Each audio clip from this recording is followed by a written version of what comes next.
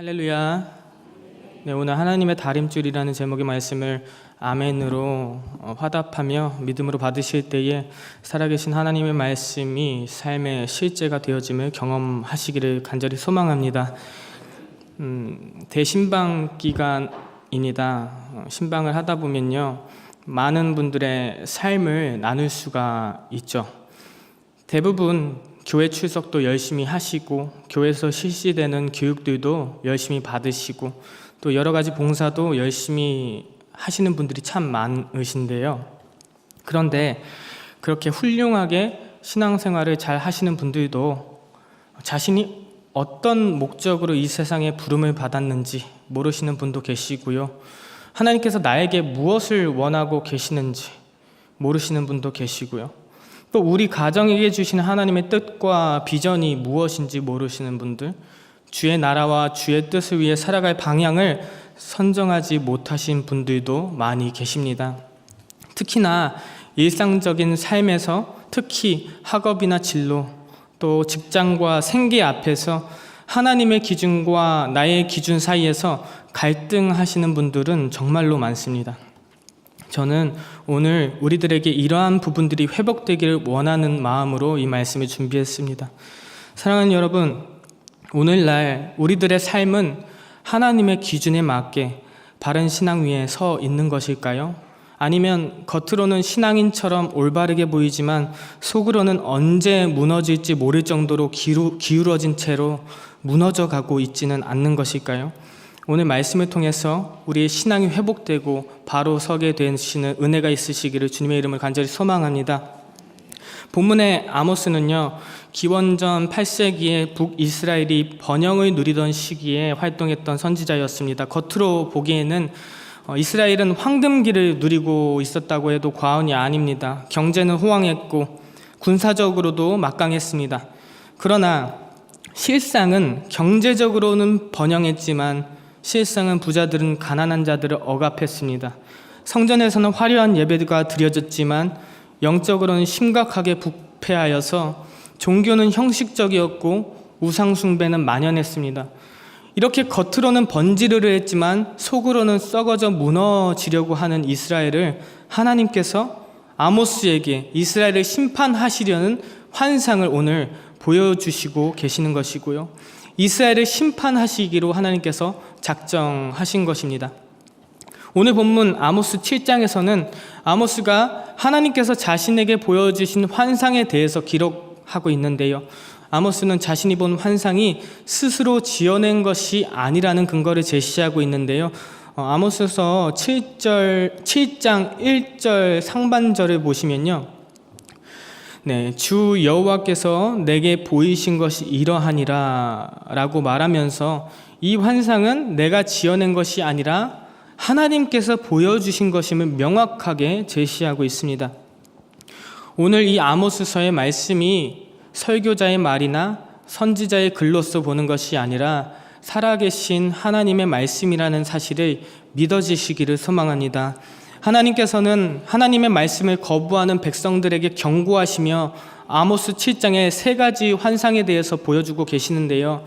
첫 번째, 두 번째는 간략하게 다루고 세 번째 환상에 초점을 맞추어서 증거하도록 하겠습니다.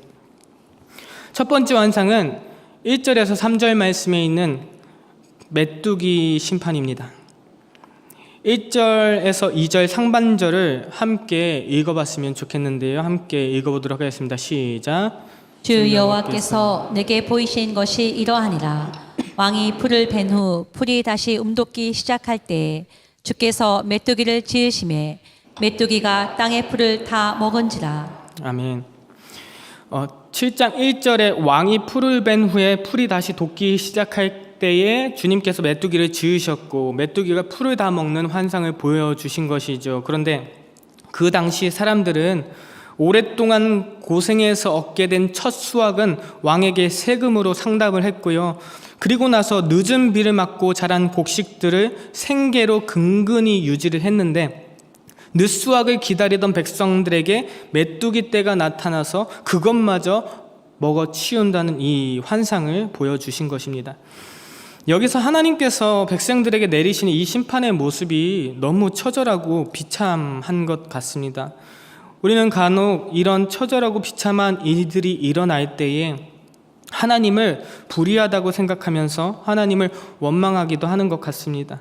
그렇지만 아모스는 이미 5장 15절과 24절의 말씀에서 불의한 이스라엘 백성들에게 하나님께서 바라시는 공의의 모습을 선포하셨는데요. 아모스서 5장 15절과 24절 말씀도 함께 읽어봤으면 좋겠습니다. 읽겠습니다. 시작. 너희는 악을 미워하고 선을 사랑하며 성문에서 정의를 세울지어다.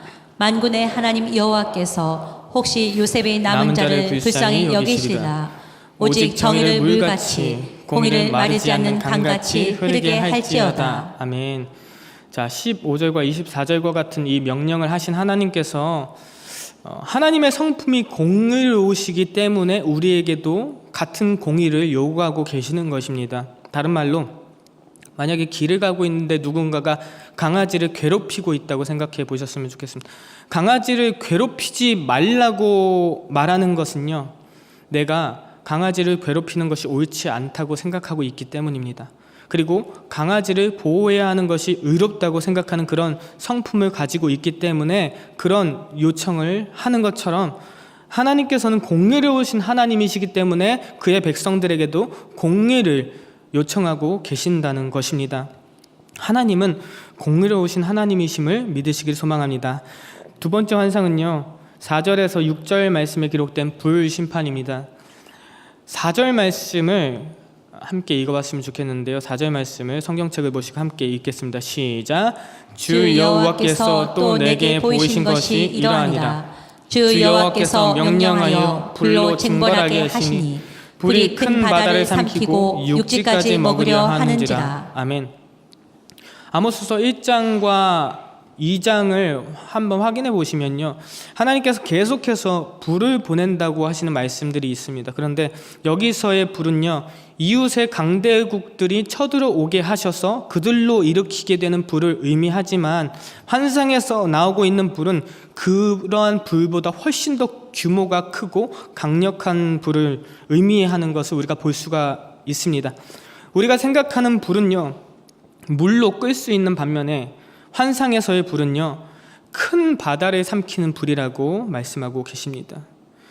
그리고 육지까지 먹으려 하는 불이라고 할 때에 이 불은 온 바다와 땅을 말려버리는 극심한 가뭄이라고 해석되기도 하고요, 땅 속에 있는 마그마가 분출하는 재앙이거나 아니면 다른 행성이 충돌하게 되는 재앙이라고도 해석하기도 합니다. 중요한 것은 이 모든 심판들을 행할 능력이 있으시고 불의에 대해서 심판하시는 하나님이시라는 사실을 믿으시기를 소망합니다.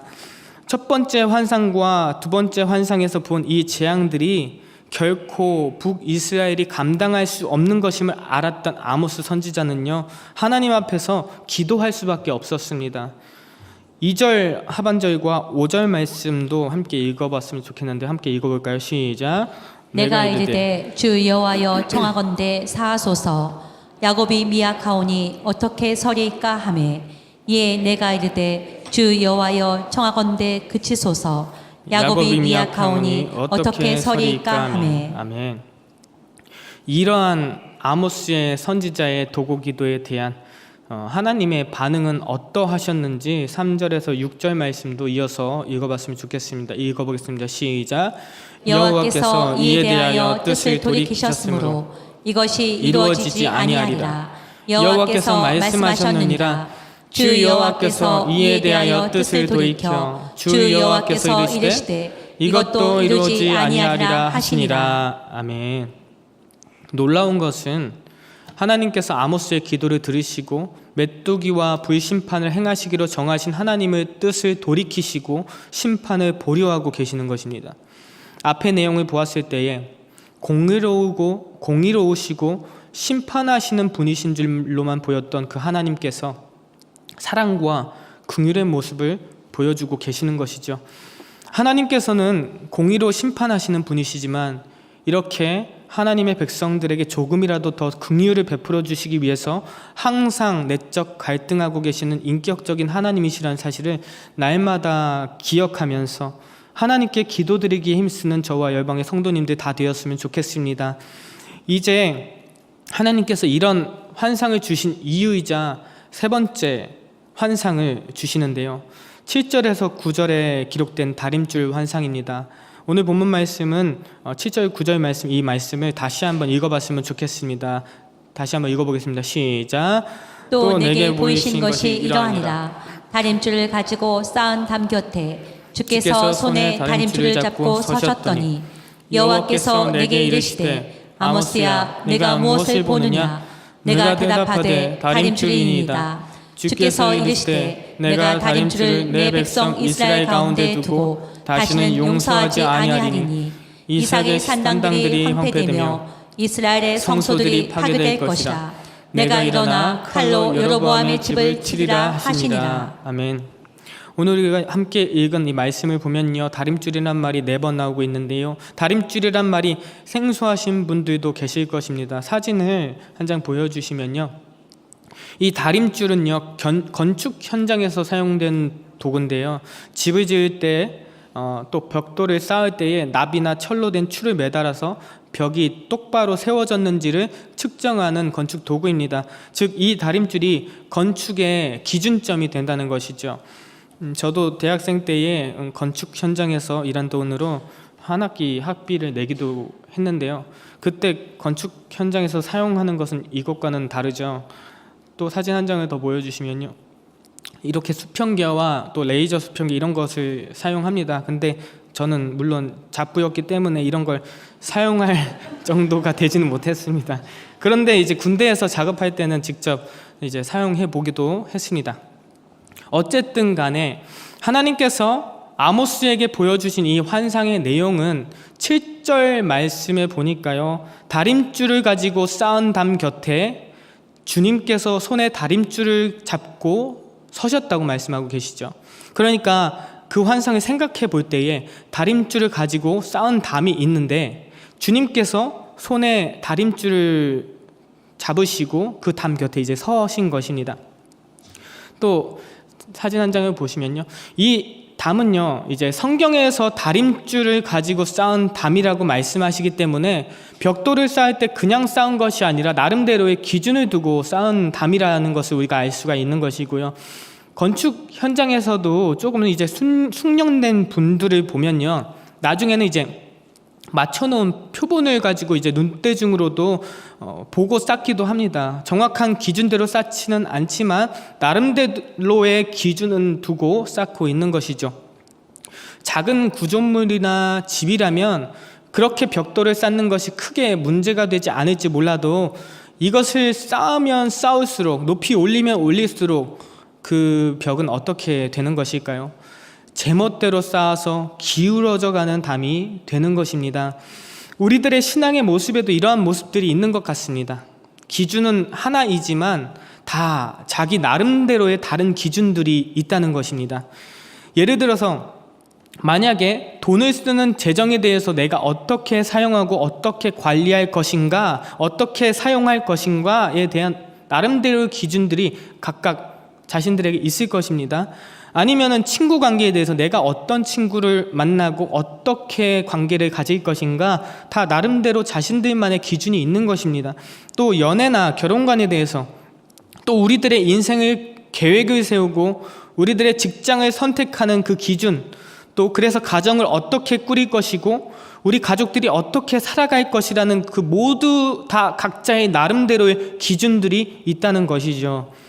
다 자기 자신만의 다림줄, 자기 자신만의 기준을 내려서 쌓고 있다는 것입니다.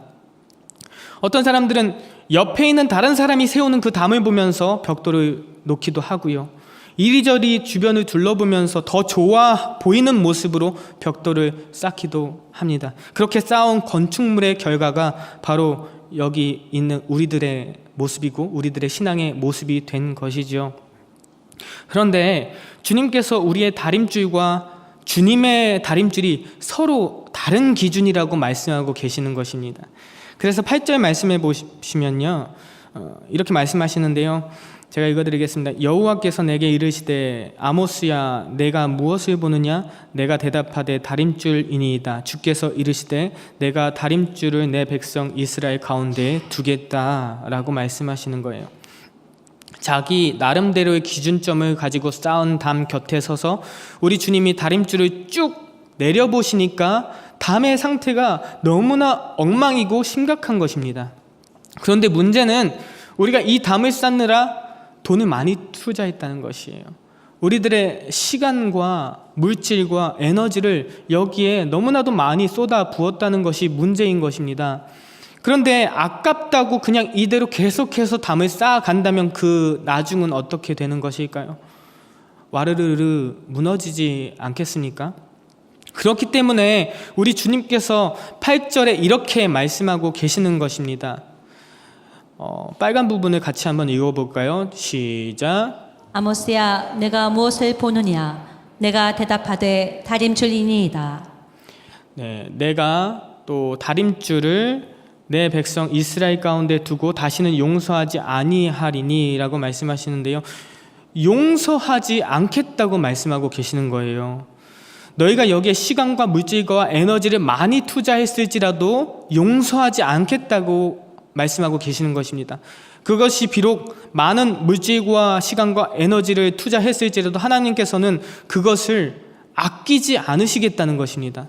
왜냐하면 그래야지만 우리가 완전하게 세워질 수 있기 때문인 것입니다. 여기에 우리를 온전케 하시려는 하나님 아버지의 사랑이 담겨 있는 것입니다. 오늘 말씀을 보면요, 두 종류의 다림줄이 보이는 것 같습니다.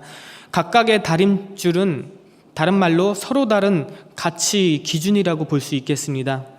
많은 사람들이 경제관념이나 정치 이념, 교육관, 삶의 벽돌들을 제각각 다른 기준으로 쌓아 올립니다. 이렇게 각자 나름대로 쌓은 것을 상대 가치라고 부를 수가 있겠습니다. 한마디로 각각 자기 나름대로 기준, 쌓는 사람마다 그때그때 기준들이 다 다른 것입니다. 현대의 이런 상대적인 가치관을 우리에게 심어주는 사상이 있는데요. 그것을 포스트 모더니즘입니다. 포스트 모더니즘이란 모더니즘의 반대 개념으로 절대 진리나 보편적 가치에 대한 회의적인 태도를 지니고 있고요. 그러니까 기존의 틀을 깨고 새로운 형태와 의미를 추구하는 사상이 포스트 모더니즘 사상입니다. 더 쉽게 이해하려면 요즘 우리에게 더 와닿는 이제 동성애와 같은 문제로 이해할 수 있을 것입니다. 포스트 모더니즘은 인간의 성적 지향성은 다양하며 어떤 지향성도 선택할 수 있다고 생각하는 LGBTQW 갈등, 동성애와 관련된 사상적 연대를 가지고 있음을 우리가 볼 수가 있습니다. 이러한 포스트 모더니즘에는 절대라는 말이 없어요. 절대 가치는 없고 절대 기준은 없습니다.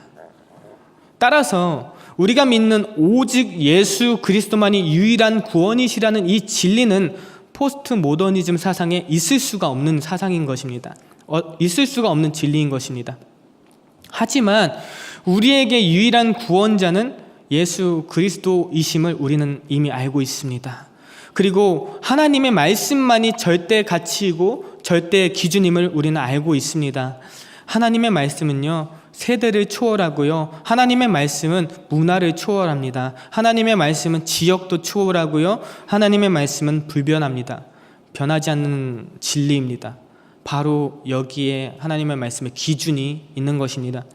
그래서 두 종류의 다림줄 중에 하나는 내 기준으로 쌓은 나의 다림줄, 또 하나는 하나님의 다림줄인 것입니다. 하나님의 다림줄은 하나님의 말씀을 말하는 것이고 또 하나님의 말씀이 기준점인 것입니다. 오늘 아모스서의 본문 말씀은 지금 이 기준을 우리에게 보여주고 있는 것인데요. 우리들이 지금까지 쌓아올린 담이 세상에서 이 사람 저 사람 다른 사람들이 살아가는 모습들을 비교하면서 내 기준대로 쌓은 담이다 보니까 우리 하나님의 기준으로 쭉 내려볼 때에 우리가 쌓은 담들이 문제가 있는 것입니다. 우리 교회에서도 진행했던 재정학교에서 성경적인 재정 원칙을 배워보신 분이라면 우리들이 지금까지 가지고 있던 재정관념이 얼마나 잘못된 기준을 가지고 있었는지 보셨을 것입니다. 또 관계에 대해서, 학업을 하는 것에 대해서, 교제를 하는 것에 대해서, 내 인생의 계획을 세우는 것에 대해서, 아니면 내가 직장을 선택하는 부분에 대해서 모든 영역에서 다림줄을 내려보게 되면요, 하나같이 온전한 것이 없고 엉망인 것이 바로 오늘날 우리들의 모습인 것입니다. 엉망이기 때문에 이 상태로는 도저히 온전한 집을 지을 수가 없는 것입니다. 그래서 아무리 이것에 내가 시간과 에너지와 돈을 많이 쏟았다고 할지라도 이 상태로 계속해서 나아가서는 안 된다는 것입니다. 그래서 주님이 용서하지 않겠다고 하시는 것이고, 완전히 허물어뜨리고 하나님의 기준에 의해서 바로 세워야 한다고 말씀하고 계시는 것입니다. 그 하나님의 다림줄이 바로 하나님의 말씀인 것이고요, 하나님의 말씀이 우리의 모든 삶의 기준점으로 내려왔다면, 그래서 그 하나님의 말씀의 기준점에 의해서 벽돌을 쌓게 된다면 결국 그 사람의 신앙과 그 삶은 온전한 모습으로 견고하게 세워지게 될 줄로 믿습니다.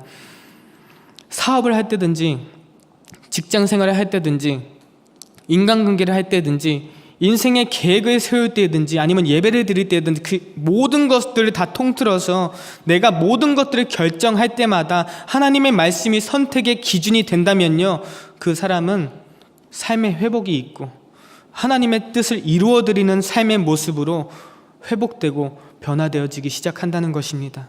이것이 오늘 말씀을 통해서 우리에게 강력하게 말씀하고 계시는 것입니다. 아모스서 8장 11절 말씀도 함께 읽어봤으면 좋겠습니다. 읽겠습니다. 시작. 주 여호와의 말씀이니라. 보라, 날이 이를지라. 내가 기근을 땅에 보내리니 양식이 없어 주림이 아니며 물이 없어 가람이 아니요 여호와의 말씀을 듣지 못할 기갈이라. 아멘. 내 개인의 삶 가운데, 아니면 가정 가운데, 아니면 그 지역과 나라 가운데에 어려움이 있을 때마다, 혼란스럽고 흔들릴 때마다 우리들은 그것들을 바로 세워야 하는 것이에요. 균형을 잡아야 하는 것입니다. 다림줄을 띄워야 하는 것이고요, 그 해결책이 바로 하나님의 말씀에 있다는 것입니다. 그런데 11절 말씀에 하나님께서 기근을 땅에 보내셨다고 말씀하시죠. 그런데 이 기근은요, 신기합니다. 양식이 없어서 줄인 것이 아니래요. 물이 없어서 가란 것도 아니래요. 말씀의 기근이 들 때 개인의 삶으로 시작해서 가정으로, 이웃으로, 국가 전체적으로 이 기준이 무너진다는 것을 말씀해 주고 계십니다. 하나님의 말씀의 기준이 없을 때에 나라가 혼란에 빠지고, 가정이 혼란에 빠지고, 개인이 혼란에 빠지게 되는 것입니다. 그래서 이 개인과 또 가정과 직장과 또 교회와 국가나 사회 안에 혼란스러운 일이 발생한다면 우리가 하나님 말씀 안에서 기준을 찾아야 한다는 것이죠. 시장도 바뀌고 국회의원도 바뀌고 대통령도 시기마다 바뀌어도요, 늘 크게 바뀌지 않는 이유가 무엇일까요? 그것은 기준이 똑같기 때문이라고 말씀을 드리고 싶습니다. 하나님의 말씀의 기준보다도 한참 낮은 기준이기 때문입니다. 우리 스스로에게 질문해 보셨으면 좋겠는데요, 정말로 하나님의 말씀인 성경은 나에게 어느 정도의 위치에 있는가? 이 말씀은 정말 나에게 절대 가치인가? 이 말씀은 나에게 절대 기준인지에 대해서 한번 질문해 보셨으면 좋겠습니다. 이 말씀을 통해서 우리는 세상을 바라봐야 하는 것이죠. 하나님의 말씀이 절대 가치이고 하나님의 말씀이 절대 기준이라면 바로 이 말씀을 통해서 우리가 이 성경을 통해서 세상을 바라봐야 되고 내 삶을 바라봐야 된다는 것이에요. 그런 면에서 우리 모두 이 하나님의 말씀 앞에 나아가는 것입니다. 경건의 훈련을 해야 하는 것입니다. 경건은 말씀 앞에 나아가는 것입니다. 매일매일 말씀의 산에 올라가야 하는 것입니다. 근데 우리가 하나님의 말씀을 모르는데 절대 기준이 무엇인지 우리가 어떻게 알 수 있을까요? 내가 하나님의 말씀을 가까이 하지 않는데 어떻게 내 선택이 올바른 기준인지에 대해서 알 수 있을까요? 그렇기 때문에 우리가 부지런히 말씀 앞에 나아가야 하는 것이죠. 그런 면에서 이 말씀이 우리에게 주는 유익이 있는 것입니다. 말씀이 우리에게 주는 능력이 있습니다. 디모데후서 3장 14절에서 17절 말씀 함께 읽어봤으면 좋겠습니다. 함께 읽어보겠습니다. 시작. 그러나 너는 배우고 확신한 일에 거하라. 너는 내가 누구에게서 배운 것을 알며 또 어려서부터 성경을 알았나니 성경은 능히 너로 하여금 그리스도 예수 안에 있는 믿음으로 말미암아 구원에 이르는 지혜가 있게 하느니라. 모든 성경은 하나님의 감동으로 된 것으로 교훈과 책망과 바르게 함과 의로 교육하기에 유익하니 이는 하나님의 사람으로 온전하게 하며 모든 선한 일을 행할 능력을 갖추게 하려 함이라. 아멘. 14절에 보면요, 너는 배우고 확실한 일에 거하라고 말씀하십니다. 그래서 이 배우고 확실한 일에 거하는 기준, 근데 이 기준이 15절 말씀에 성경이라고 말씀하고 계시는 것이고요, 스승인 바울에게서 배운 것도 또 디모데가 어려서부터 배운 것도 그 기준이 뭐였냐면 바로 하나님의 말씀인 성경입니다.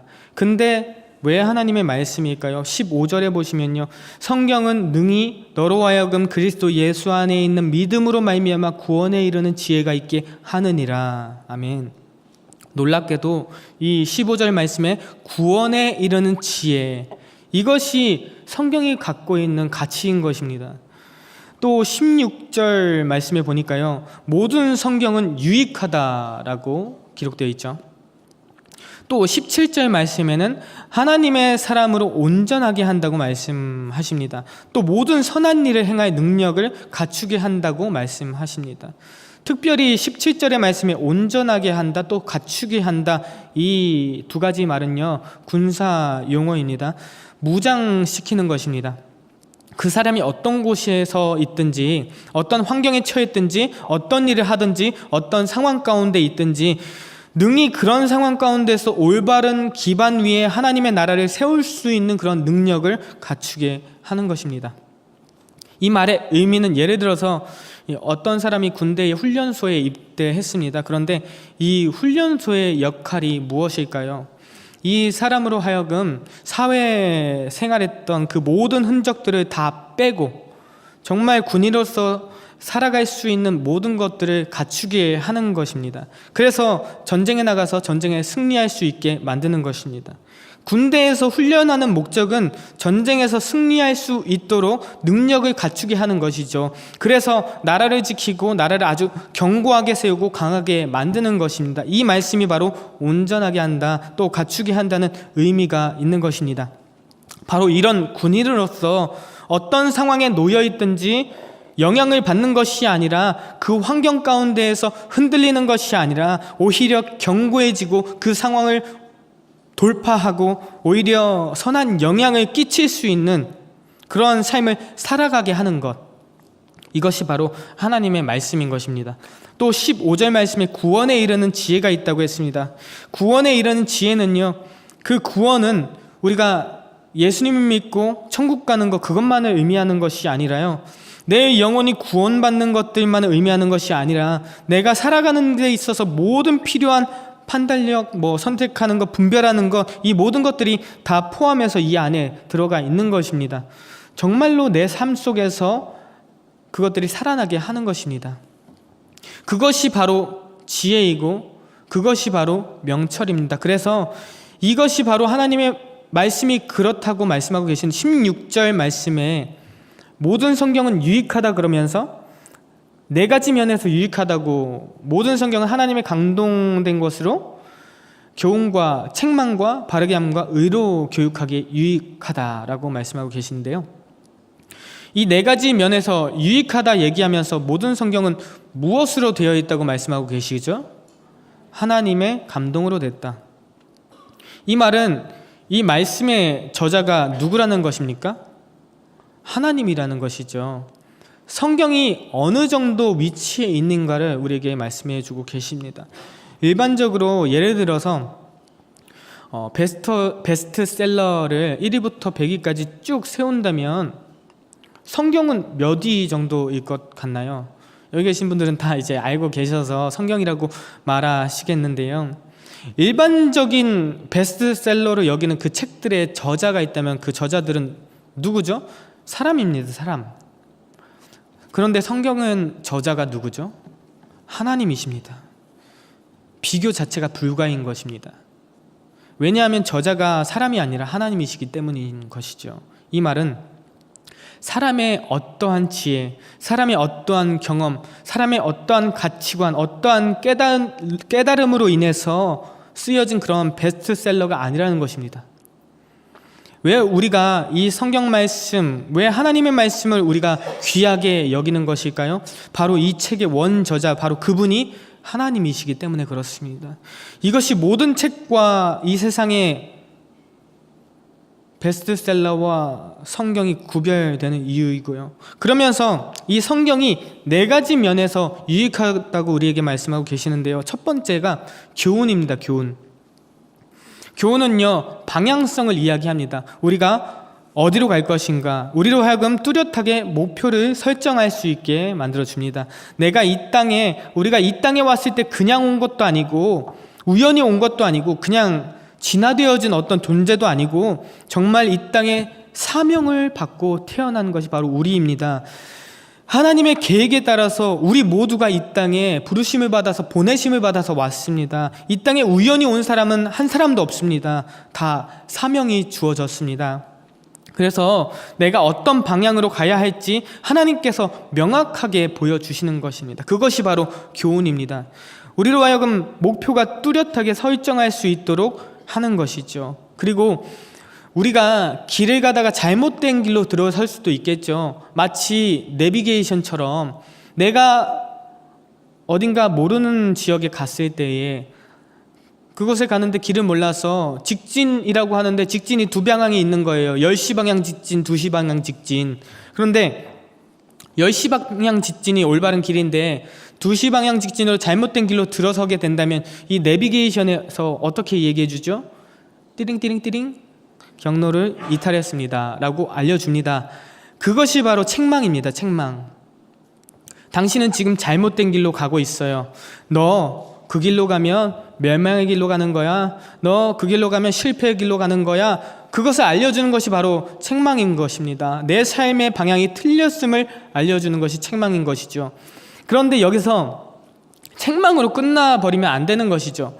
그 길이 잘못된 것입니다 라고 말하고 여기서 내비게이션의 안내가 멈춰버린다면요, 잘못됐는데 어떻게 가라고가 되는 것이죠. 그런데 내가 잘못된 길로 가고 있는데 당신 잘못된 길로 갔습니다 라고 거기서 끝나버리는 것이 아니라 올바른 길로 갈 수 있도록 다시 안내해 주는 것입니다. 다시 길을 안내해 드리겠습니다. 원래의 방향대로 가게 하는 것이 필요한 것이죠. 그것이 바로 바르게 함입니다. 그리고 의로 교육한다는 것은요, 원래 방향대로 끝까지 갈 수 있도록 안내하는 것, 마지막 결승점까지 우리를 이끌어가는 것, 그것이 바로 의로 교육하는 것입니다. 이 4가지인 것입니다. 이것이 바로 말씀이 우리에게 주는 유익인 것입니다. 한번 생각해 보셨으면 좋겠어요. 우리가 이 땅에서 여행을 할 때 내가 어떤 지역에 가든지 그곳이 낯선 지역이라고 하더라도 걱정하지 않을 수 있는 이유가 있다면요, 그것은 우리에게 내비게이션이 있기 때문일 것입니다. 저는 길치입니다. 그것도 지독한 길치입니다. 그래서 제가 의정부에 주기적으로 왔다 갔다 한 지도 8년 정도가 됐는데요. 의정부의 위치를 정확하게 알고 있는 아파트가요, 제가 알고 있는 아파트가 딱 3군데밖에 없어요. 8년이나 됐는데 첫 번째로 상록아 알파크, 2번째로 레미안, 3번째로 탑석차이. 뜬금없죠. 사택 앞에 있어서 알고 있습니다. 그렇게 지독한 길치인 저라고 할지라도 운전하면서 아무리 제가 알지 못하는 길로 간다고 해도요, 걱정되지 않습니다. 왜일까요? 내비게이션이 길을 알려주니까. 바로 하나님의 말씀은 이러한 내비게이션과 같은 것입니다. 마치 길을 모르는 운전자에게 내비게이션이 필수품인 것처럼 인생의 길을 모르는 우리들 모두에게도 하나님의 말씀은 필수인 것입니다. 우리의 삶에 하나님의 말씀은 선택이 아니라 필수입니다.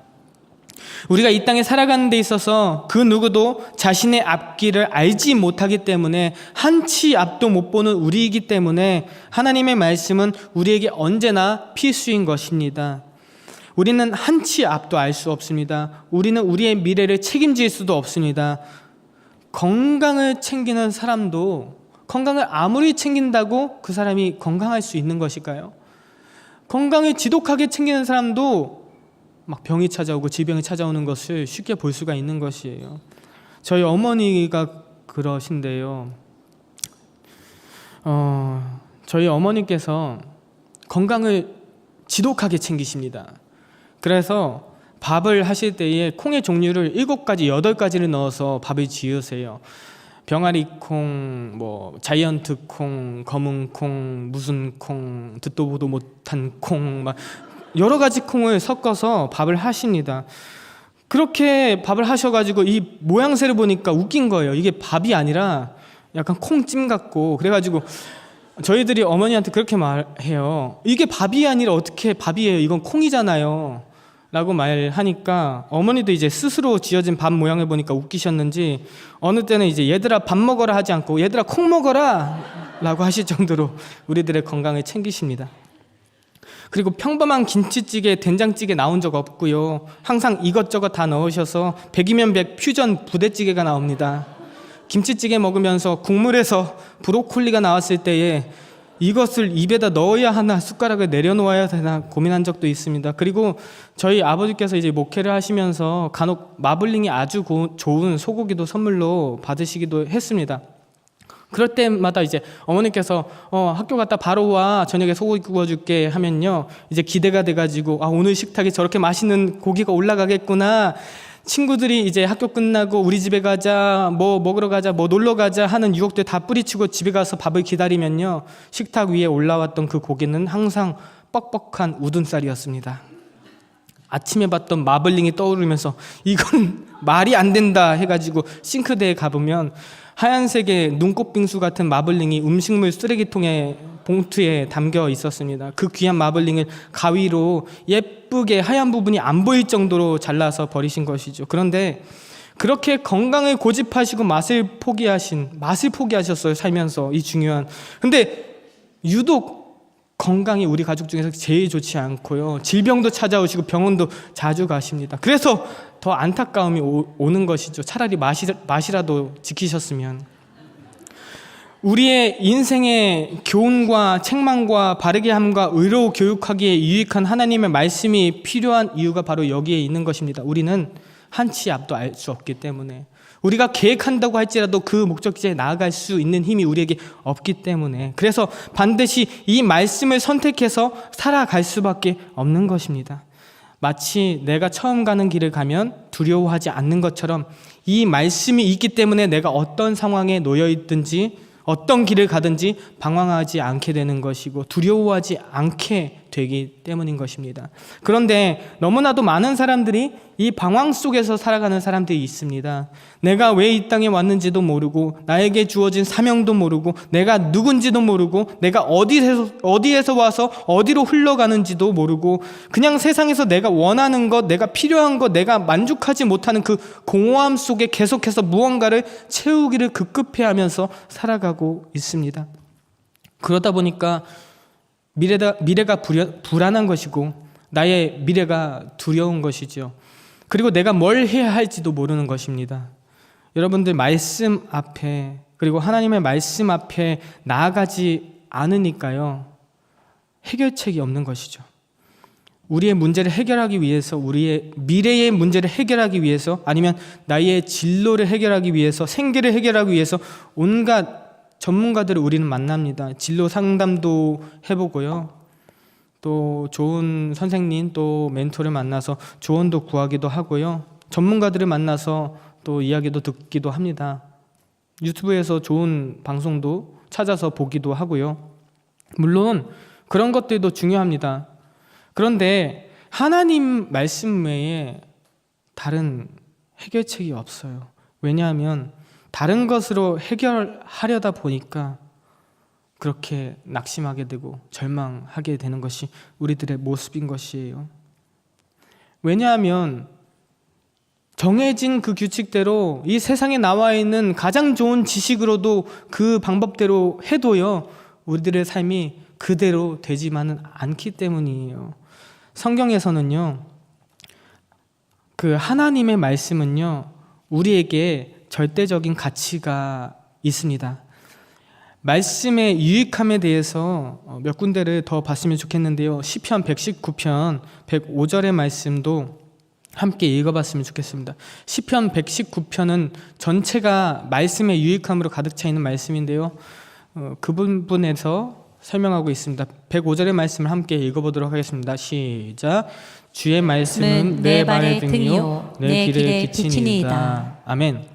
이 말씀은 말씀의 역할에 대해서 말할 때 지금 말씀이 우리에게 등과 같다, 빛과 같다라고 말씀하고 있는 것입니다. 내 발에는 등불이고 내가 가는 길에는 빛이라고 말씀하고 계시는 거예요. 그러니까 등불은 램프이고 빛은 라이트. 그러니까 등불은요, 한 걸음 한 걸음씩 나아가게 하는 것입니다. 바로 한 걸음 앞에 있는 것을 보여줘가지고 또 한 걸음씩 내 삶을 인도해 가시는 것을 말하는 것이고요. 그 다음에 빛이라는 것은 우리들의 방향성을 제시해주고 있죠.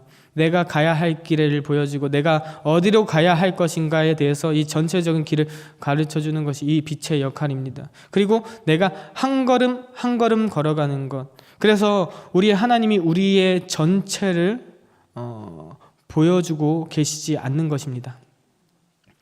한 걸음 거기까지 인도하시고 내가 한 걸음 옮기다 보면 또 한 걸음 옮기다 보면 나의 갈 방향을 쭉 이제 보여주기 시작하시는 것입니다. 이것이 또 등불의 역할인 것이죠. 우리에겐 이 두 가지가 다 필요한 것입니다. 등불이 필요하고 우리에게 빛이 필요합니다. 놀랍게도 이것이 바로 말씀의 역할이라고 이야기하고 계시는 것이죠. 또 시편 119편 98절에서 100절 말씀도 함께 읽어봤으면 좋겠습니다. 함께 읽어보겠습니다. 시작. 주의 계명들이 항상 나와 함께하므로 그것들이 나를 원수보다 지혜롭게 하나이다. 내가 주의 증거들을 늘 읊조림으로 나의 명철함이 나의 모든 스승보다 나으며 주의 법도를 지킴으로 나의 명철함이 노인보다 나으니이다. 아멘. 이 말씀을 보면요, 말씀 앞에서 내가 살아가기 시작할 때에 그 말씀이 나의 삶 가운데에서 어떤 역할을 하고 있는가 말할 때마다 이 3절 절마다 누구보다 낫다, 누구보다 낫다라고 이야기를 하고 있죠. 첫 번째 98절에 뭐라고 말씀하고 있죠? 주의 말씀에 나아가면 그것들이 나를 누구보다 지혜롭게요? 원수보다 지혜롭게. 내 삶을 괴롭히는 원수가 있다고 할지라도 저 원수가 나를 괴롭게 또 어렵게 했다고 했을지라도 내가 원수 때문에 못 살겠다, 내가 원수 때문에 이 함정에 빠진 것이다, 이렇게 하는 것이 아니라 오히려 그 원수보다 훨씬 지혜로워서 이 말씀 앞에 나가면 아무리 원수들이 내 사방에서 나의 길을 방해하고 나를 힘들게 하고 나를 어렵게 한다고 할지라도 오히려 내가 원수보다 더 지혜롭기 때문에 그 상황을 뛰어넘기 시작하는 것입니다. 그 상황을 돌파하게 되는 것입니다. 아무리 원수가 악한 계획을 세웠다 할지라도 이 말씀 앞에 살기 시작하면 우리 주님께서 약속하시는 것은 우리를 원수보다 지혜롭게 하신다는 것이죠. 99절 말씀에는 뭐라고 말씀하고 계시죠? 주의 말씀은 나를 명철하게 한다. 주의 말씀은 나를 명철하게 하는데 누구보다요? 스승보다. 근데 사실 스승을 어떻게 능가할 수 있을까요? 그런데도 놀랍게도 말씀 앞에 나아가는 사람이라면 스승보다 나를 더 명철하게 한다는 것이죠. 어떤 것에 대한 이해력이나 분별력이나 통찰력이 탁월하게 되기도 하고요. 그 이해력이 탁월하기 때문에 스승보다도 탁월하다. 어디 앞에 나아가면요? 말씀 앞에 나아가면. 또 100절의 말씀은요, 주의 법도를 지킴으로 나의 명철함이 노인보다 나으니이다. 이제는 노인보다 명철함이 낫대요. 여러분, 성경에서 나오는 법도, 율례, 명령, 교훈, 이 모든 것들이 다 말씀을 여러 가지 모양으로 표현하는 것이에요. 그런데 말씀 앞에 나아가면 노인보다 더 명철해진다라고 말씀하고 계시죠. 나의 명철함이 노인보다 낫다. 노인의 특징이 무엇일까요? 노인은 경험이 많은 사람입니다. 경험이 탁월한 사람입니다. 인생의 경험이 풍부한 사람들입니다. 그런데 놀랍게도 이 말씀 앞에 나아가면요, 그렇게 인생을 오래 살고 경험도 많고 지식도 많은 그 노인보다도 이 말씀이 나를 인생에서 수많은 경험과 수많은 지식을 가지게 된 그 노인보다도 더 명철하게 하신다고 말씀하고 계시는 것입니다. 이 세 가지의 말씀 앞에 나아가면 우리를 원수보다 더 지혜롭게 하시고요, 말씀 앞에 나아가면 스승보다도 더 명철하게 하시고요, 말씀 앞에 나아가면 노인보다도 더 명철하게 하시는 것입니다. 이 세 가지의 영역은 이 말씀이 갖고 있는 능력을 우리에게 말씀해 주고 계시는 것이죠. 원수보다 더 지혜롭게, 나의 스승보다 더 명철하고 노인보다 더 명철하게 한다는 것이에요. 우리가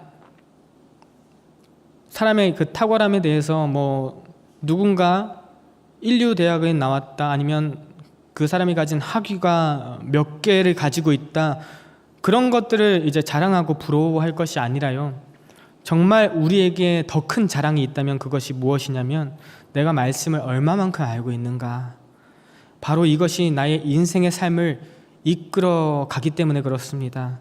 내 인생의 삶을 성공으로 이끌어가고 내 인생의 삶의 모든 면에서 능력의 삶으로 살아가게 하는 것이 바로 말씀이기 때문입니다. 우리가 하나님의 다림줄로서 어떤 말씀을 우리의 삶의 기준에 두어야 하는 것일까요? 우리 주님께서 우리를 위해 죽으시고 다시 부활하셔서 우리에게 주신 지상 최대의 명령이 있습니다. 그것을 지상 대명령이라고 하는데요, 마태복음 28장 19절에서 20절 말씀을 함께 읽어보겠습니다. 읽겠습니다. 시작. 그러므로 너희는 가서 모든 민족을 제자로 삼아 아버지와 아들과 성령의 이름으로 세례를 베풀고 내가 너희에게 분부한 모든 것을 가르쳐 지키게 하라. 볼지어다 내가 세상 끝날까지 너희와 항상 함께 있으리라 하시니라. 아멘. 모든 민족을 제자로 삼아 세례를 베풀고 모든 지혜로 가르치는 것, 나와 가족들, 이웃들, 그리고 하나님께서 우리에게 허락하신 영역에서 각 사람들을 그리스도 안에서 완전한 자로 세우는 것, 주님이 우리에게 맡기신 최고의 사명이자 지상 대명령, 이것이 바로 우리의 삶의 기준에 두어야 하는 줄로 믿으시기 바랍니다. 사랑하는 여러분, 바라고 원하옵기로는 이 기준을 두고 경제관념을 세우시기 바랍니다. 이 기준을 두고 정치 이념을 세우시고, 이 기준을 두고 자녀들의 교육관, 이 기준을 두고 가정의 비전들을 세우시기를 바랍니다. 골로새서 1장 28절 말씀도 함께 보기를 원합니다. 읽겠습니다. 시작. 우리가 그를 전파하여 각 사람을 권하고 모든 지혜로 각 사람을 가르치면 각 사람을 그리스도 안에서 완전한 자로 세우려 함이니. 아멘. 하나님께서 우리를 택하시고 구원하시고 이 세상을 보내신 목적은요, 우리 자신이 그리스도 안에서 완전한 자로 세워지고, 우리 가정이 그리스도 안에서 완전한 자로 세워지고, 우리에게 속한 영역을 그리스도 안에서 완전한 자로 세우려 하심임을 믿으시기를 소망합니다. 사랑하는 여러분, 완전하다는 것은요, 사실 하나님께만 사용될 수 있는 말이죠. 그러나 모든 지혜로 각 사람을 그리스도 안에서 완전한 자로 세우려 한다고 말씀하고 계시는 것입니다. 모든 지혜는 그리스도를 아는 고상한 지식입니다. 모든 지혜는 완전함을 향한 목적이 있는 지혜입니다. 모든 지혜는 우리를 온전케 하는 하나님의 말씀입니다. 그분은 우리를 구원하신 예수 그리스도가 되십니다. 다림줄을 상징하는 하나님의 기준이 우리 예수 그리스도를 통해서 온전하게 드러났습니다. 예수 그리스도께서 우리의 삶 속에 오셔서요, 우리의 잘못된 기준을 깨뜨리시고 우리의 죄를 대속해 주셨습니다. 우리의 삶의 기준이 되어 주셨습니다. 절대로 불가능했던 우리의 완전케 됨을 그리스도 안에서 가능케 하셨습니다. 우리를 구원하신 주님께서 우리를 사용하시기 원하십니다. 이제 우리는 그리스도 안에서 주님을 가까이 하고, 그렇기 때문에 주님을 닮아가야 하는 것이에요. 15절 말씀이에요. 오직 사랑 안에서 참된 것을 하여 범사에 그에게까지 자랄지라. 그는 머리니 곧 그리스도라. 아멘. 로마의 감옥에서 바울은 스스로 완전한 자로 세워지고 또 각 사람들에게 완전한 자로 세우기 위해서 골로새서 1장 29절의 말씀과 같이 나아가겠다고 우리에게 또 도전을 주고 있는데요. 마지막으로 29절의 말씀 함께 읽어보셨으면 좋겠습니다. 29절의 말씀 함께 읽어보겠습니다. 시작. 이를 위하여 나도 내 속에서 능력으로 역사하시는 이의 역사를 따라 힘을 다하여 수고하노라. 아멘. 지상 대명령을 통해서 우리에게 삶의 목적과 기준을 제시해 주시고 우리와 영원히 함께 하신다고 약속하신 주님께서 이제는 주님의 영으로 우리 안에서 역사하고 계십니다. 오늘 우리는 주님의 소원대로 완전케 되고 있습니까? 그리스도 안에서 이미 주어진 의로운 신분을 토대로 계속해서 그리스도를 알아가고 닮아가려고 하고 계십니까? 사랑하는 여러분, 하나님의 말씀으로 쌓는 담의 벽돌은 건물의 모퉁이돌 되셔서 구원의 기초 되어주신 예수 그리스도 위에 세우는 것입니다. 반석 위에 집을 짓는 것입니다. 부디 하나님의 말씀의 기준에서 우리가 쌓아온 잘못된 담을 먼저 허무시기를 권면드립니다. 우리가 지금까지 쌓아온 그 잘못된 담들을 깨뜨리는 데서부터 새롭게 시작해 보시기를 권면해 드립니다. 우리 주님께서 우리를 완전케 하시기 위해서 하나님으로서의 하늘의 영광스러운 보좌를 버리셨습니다. 권능을 포기하셨습니다. 아버지와의 연합을 끊으셨습니다. 우리를 위해서 모든 피를 다 흘리시고 생명까지도 깨뜨리셨습니다. 사랑하는 여러분, 우리들이 지금까지 쌓아온 나의 담벼락은요, 하나님의 영광과 비교할 수 있는 것일까요? 우리들이 쌓아온 나의 담벼락은요, 주님의 생명과 비교할 수 있는 것일까요? 여러분, 평생의 신앙생활 하셨지만 우리의 삶 속에서 여전히 하나님의 지상 대명령에 순종하는 삶이 일어나지 않고 계시지는 않습니까? 여전히 나를 위해 살고 우리 가족만을 위해서 살아가고 우리 집안만을 위해서 살아가고 계시지는 않으십니까? 믿음의 초석을 예수 그리스도에 두고 다림줄이신 하나님의 말씀을 기준으로 인생의 담을 세워가시기를 바랍니다. 우리의 신앙이 만세 반석 그 위에 설 때에 우리는 진정으로 안전하고 완전할 수 있는 것입니다. 말씀을 정리하겠습니다. 하나님은 말씀을 순종하는 자를 사용하시거든요. 하나님은 우리를 능력 있는 사람으로 부르지 않으셨습니다. 우리는 이 담들을 우리 스스로 온전케 세울 수 있는 능력조차도 없어요. 하나님께서는 우리에게 각자에게 주어진 위치와 그 역할 속에서 하나님의 뜻을 이루기 위해서 사용하시기를 원하시고 계십니다. 중요한 것은 우리의 능력이 아니라 하나님의 말씀에 대한 순종이고요, 하나님의 은혜인 것이에요. 아모스는 평범한 목자였지만 하나님의 부르심에 순종하여서 하나님의 뜻을 전파하게 되는, 또 백성들을 살리게 되는 위대한 선지자로서 쓰임을 받았습니다. 하나님은요, 오늘도 순종하는 자를 사용하고 계십니다. 세상의 기준이나 권력 앞에서 우리가 두려워하지 않고 하나님의 말씀에 온전히 순종할 때에 하나님은 우리를 통해 역사하시며 그 뜻을 이루어 가시는 줄로 믿습니다. 이제 우리의 삶 속에서 하나님의 다림줄을 기준 삼아서 하나님의 뜻을 실천하며 살아가시기를 바랍니다. 우리의 순종을 통해서 하나님께서 영광 받으시고 그분의 나라가 확장되는 역사가 우리들의 삶 가운데 일어나시기를 소망합니다. 사랑하는 여러분, 지금 우리들의 삶의 목적이 어디에 있습니까? 우리들의 삶의 방향이 어디에 있습니까? 우리들의 미래를 계획하는 그 계획에 하나님이 어디에 계십니까? 우리들의 가정 가운데에, 우리들의 가정의 비전 가운데에 그 비전들은 무엇입니까? 하나님의 다림줄, 하나님의 말씀에 근거하여서 그 벽돌들을 차곡차곡 쌓아 올리시는 저와 여러분 되었으면 좋겠습니다.